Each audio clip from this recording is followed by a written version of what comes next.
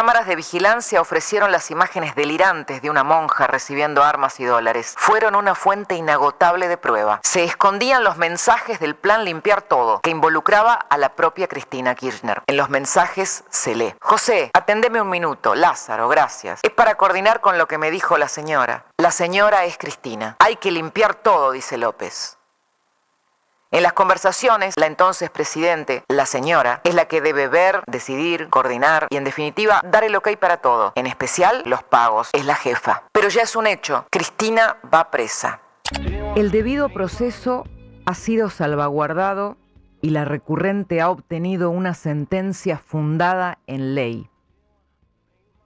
Esta frase, entre comillas, del fallo de la Corte Suprema de Justicia, que dejó firme la sentencia de Cristina Elizabeth Fernández de Kirchner, verbaliza las columnas que sostienen el máximo edificio jurídico, el del Estado de Derecho.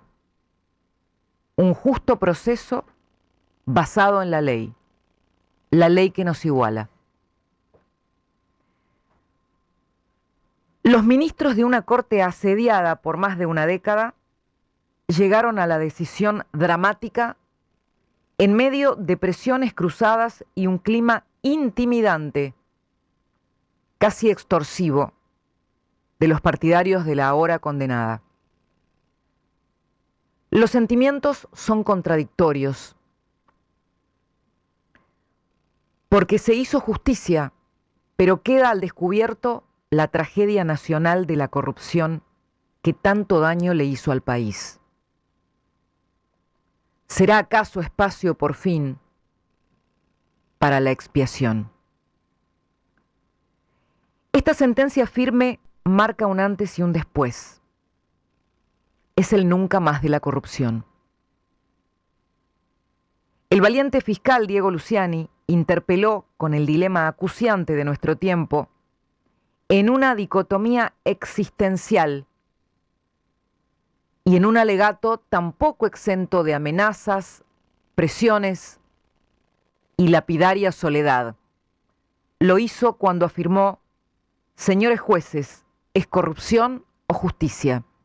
Señores jueces, este es el momento. ¿Es corrupción o justicia? Insisto, ¿es corrupción o justicia? Y ustedes tienen la decisión. Pero el alegato de esos dos puntos en las antípodas de la ley y la moral, del bien y del mal, de la luz y la oscuridad, corrupción o justicia, eran un llamado a la acción. Sin los jueces que estuvieran a la altura, la causa podía naufragar en la consagrada impunidad. Si había una casta en Argentina, era la casta de los impunes. No se trata solo de Cristina Fernández de Kirchner. La parábola lleva a la génesis del gobierno de su esposo, el presidente Néstor Kirchner, quien antes de que empezara su gobierno ya había creado Austral Construcciones. Antes que el gobierno existió el plan de enriquecimiento. La selección precisa de un ignoto gerente de banco sin antecedentes en la materia, más que la fidelidad probada ya por una omertá de 2 décadas, sumaría al partícipe necesario de Lázaro Báez para convertir al Estado en un simulacro para el robo. En su devenir criminal no quedarían exentos ni los hijos. Esto me decía hace poco Leandro Báez, uno de los condenados en la ruta del dinero K. Soy el hijo de él y por eso estoy donde estoy, o sea, me arrastraron a esto por ser el hijo de él. ¿Te enoja eso que tu papá te haya arrastrado a esto? Y tengo el apellido Báez, lamentablemente cuesta hasta, siempre lo dije, hasta conseguir trabajo. Pero ¿cuándo comenzó el principio del fin? Quizás fue esa noche en que un vecino llamado Jesús, sí, Jesús se llamaba el hombre, denunció a un hombre que revoleaba bolsos en un convento de Zárate. Las cámaras de vigilancia ofrecieron las imágenes delirantes de una monja recibiendo armas y dólares. José López, el secretario de Obras Públicas, diría después que la plata era de la política. Hacer política era hacer caja. La caja se convertiría en el desembosado dominio del poder. con la perversión máxima de la cosa pública, que es el robo institucionalizado. Pero volviendo a Lopecito, es el robo institucionalizado. Pero volviendo a Lopecito, ¿por qué tienen que ver los bolsos en toda esta historia? Lopecito le decían. Los teléfonos que se les secuestraron en la causa de los bolsos fueron una fuente inagotable de prueba. Cuando el fiscal Diego Luciani pidió recuperarlos a su colega Federico Delgado, tenía una intuición que se revelaría fundamental. Allí se escondían los mensajes del plan Limpiar Todo, que involucraba a la propia Cristina Kirchner. Cuando introdujo la prueba al juicio oral, la defensa de Cristina la aceptó en una impericia que luego intentaron convertir en queja. Ayer la Corte afirmó: en un juicio oral, tanto la acusación como la defensa presentan las pruebas tendientes a acreditar la verdad de los hechos según su estrategia procesal.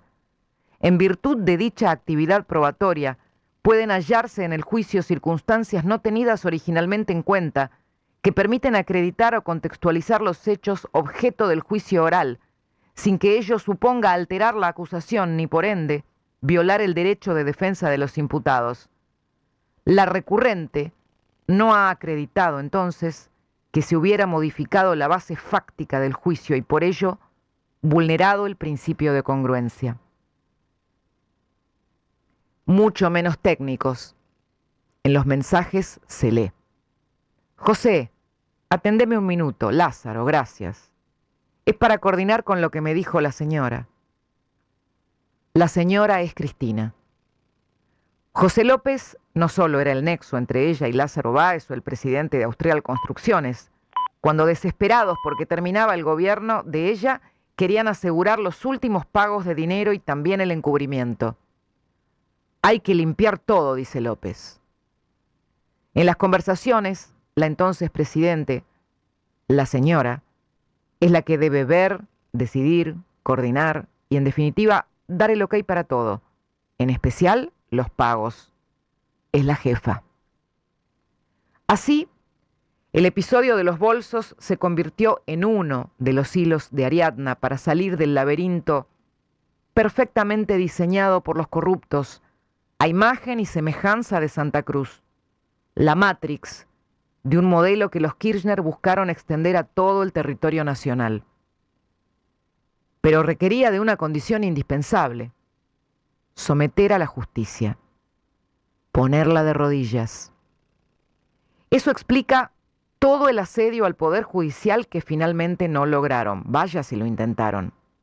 Igualmente, casi el 90% de los jueces y fiscales que juzgaron a los condenados fueron designados por el peronismo. Inclusive el fiscal Diego Luciani, nombrado en el gobierno de Cristina Kirchner.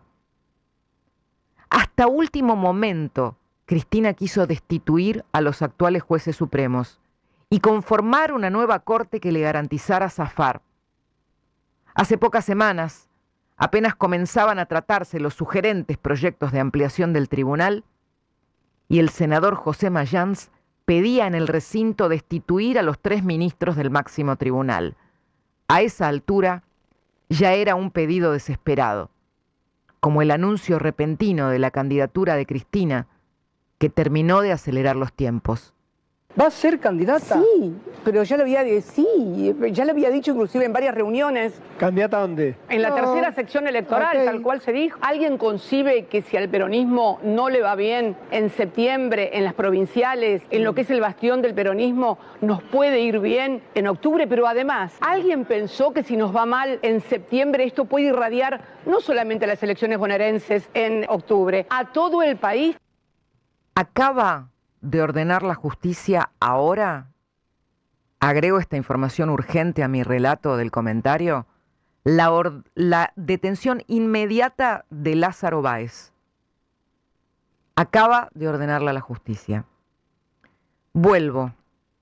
Fue en medio de todas estas presiones y también de sus propias internas que Horacio Rosati, Carlos Rosenkrantz y Ricardo Lorenzetti firmaron un fallo que ya pertenece a la historia. Nunca antes una 2 veces presidente y una vez vicepresidente tuvo sentencia firme por corrupta, siendo condenada por primera vez cuando estaba en el poder. En estas horas, sus abogados buscan acortar el trámite para la prisión domiciliaria para evitar imágenes gravosas, que quede detenida en una alcaldía o el uso de la tobillera. Pero ya es un hecho. Cristina va presa.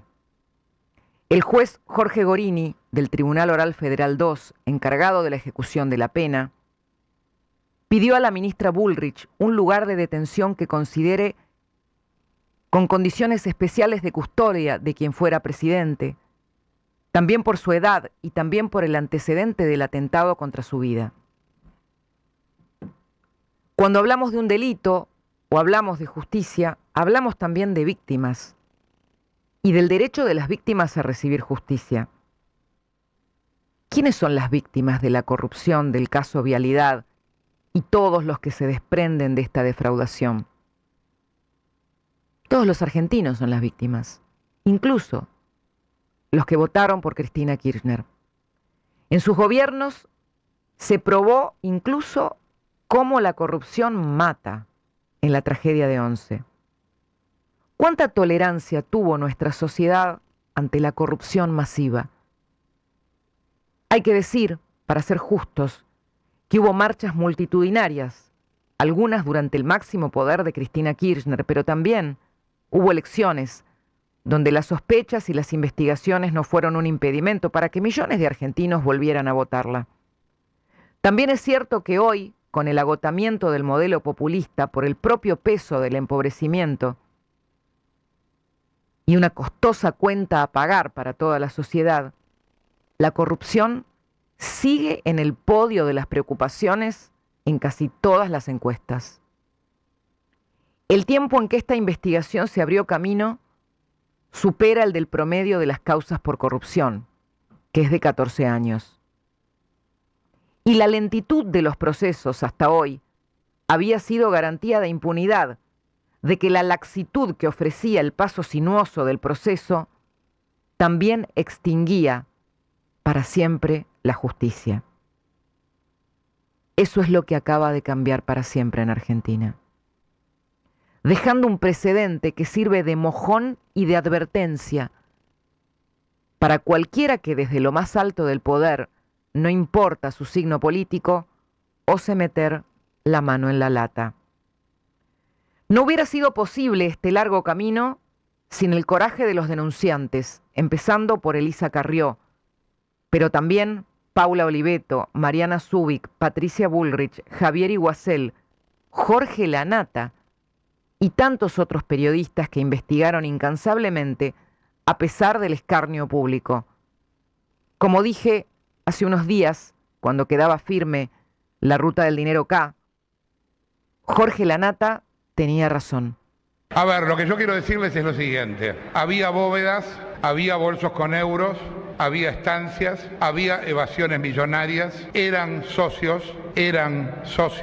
Escuché a mucha gente decir lo contrario durante 12 años. Respondían como fanáticos, nos insultaron, se rieron de nosotros, dijeron que habíamos frivolizado todo. Es más, muchos de ellos ahora están acá y hablan como si recién llegaran al país, como si todo lo hubieran descubierto recién. Quiero que Lola y Bárbara, mis hijas, crezcan en un país a donde vayan presos todos los que tienen que ir y donde devuelvan lo que se robaron. Hace unos días, Bárbara y Lola recibieron un premio póstumo a su padre por todas estas investigaciones. Quizás hoy están recordando estas palabras. Como afirmó incansablemente el doctor Diego Luciani, la respuesta ante el mal endémico de la corrupción está en la propia Constitución, que la considera un atentado a la democracia. Ese es el nombre que incluso le puso a su libro. Pero no por sabia, la letra de la Constitución era acallada permanentemente por un pernicioso status quo de saqueo. Todavía era incierto si esta sentencia contra Cristina Kirchner iba a quedar firme. Y a uno de los jueces, a quienes ella reprendió desde el banquillo de los acusados, le preguntaron qué había sentido en ese momento. Y estoy acá y seguramente este tribunal, que es un tribunal del lawfare, un tribunal que seguramente tiene la condena escrita, lo va a hacer. No me interesa, no me interesa. He elegido la historia antes que ellos me declaren absuelta. A mí me absolvió la historia y me va a absolver la historia. Y a ustedes seguramente los va a condenar la historia. Nada más y muchas gracias. El magistrado respondió a la pregunta como si reviviera lo ocurrido. Y dijo, tuve una sensación, comenzó la frase que no pudo continuar. Y finalizó, no podría calificarlo. Luego hizo una pausa y refirió con calma, nadie está por encima de la ley. En ese momento no sabía, ni él ni nadie, si la sentencia iba a quedar firme.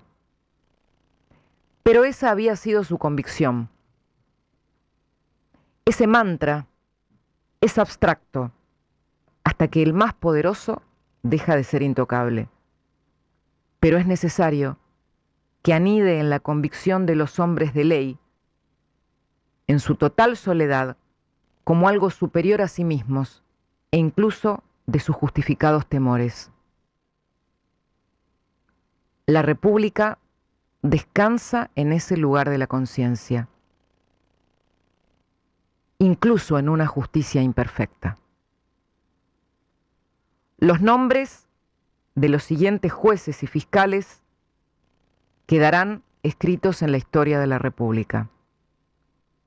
Julián Ercolini, Gerardo Policita, Ignacio Máiquez, Leopoldo Bruglia, Jorge Ballestero, Diego Luciani, Sergio Mola, Rodrigo Jiménez Uriburu, Jorge Gorini, Andrés Basso, Mariano Borinsky, Gustavo Hornos, Diego Barrueta Beña, Mario Villar, Eduardo Casal, Elena Hayton de Nolasco, Juan Carlos Maqueda, Ricardo Lorenzetti, Carlos Rosenkrantz, Horacio Rosati.